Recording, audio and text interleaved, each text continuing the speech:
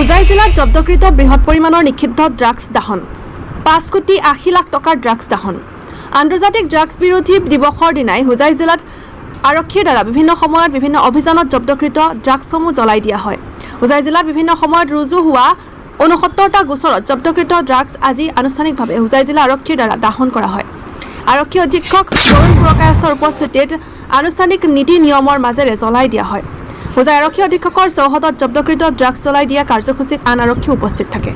হয়, আজি আমাৰ ইয়াতে যেটো ডিস্ট্ৰিক্ট ড্ৰাগ ডিসপোজাল কমিটিৰ অনুমোদন লৈ আৰু পলিউশন কন্ট্ৰোল বোৰ্ডৰ তত্ত্বাৱধানত আমাৰ 69টা কেছ 69 কেছেছৰ য'ত FSL ৰিপৰ্ট আমি ইতিমধ্যে প্ৰাপ্ত কৰিলোঁ। সেইখিনি গোটেই নিচাযুক্ত সামগ্ৰী ইয়াতে দাহন কৰা হ'ল। তাতে আপোনাৰ হেৰইন 3.2 কেজি আছে, গাঞ্জা 567 কেজি 560 কেজি আছে, কানি অপিয়াম আছে আপোনাৰ 1 কেজি 200 গ্ৰাম, টেবলেট আপোনাৰ আছে 37,700 মান টেবলেট আছে আৰু লগতে কফ সিৰাপৰ বটল আপোনাৰ 380টা মান বটল আছে। গোটেইখিনিৰ মাৰ্কেট ভ্যালু প্ৰায় 5,80,00,000তকৈ অলপ বেছি আছে। গোটেইখিনি ইয়াতে আজি দহন কৰা হৈছে। ইয়াতে টোটেল 69টা কেছেছ আছে, টোটেল 69টা কেছেছ আছে।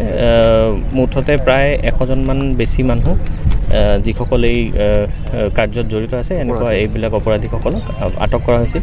মোষ্ট অফ দ্য কেছেছৰ চাৰ্জশ্বিট ইতিমধ্যে দাখিল কৰা হ'ল আৰু কিছুমান কেছৰ আমাৰ ট্ৰায়েলো সম্পূৰ্ণ হৈছে।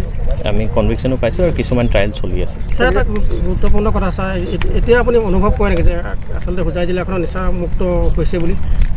নিচামুক্ত বুলি ক'ব নোৱাৰি, কিন্তু নিচাৰ বিৰুদ্ধে আমাৰ যিটো অভিযান আছে সেইটো আৰু কষ্টম হৈছে।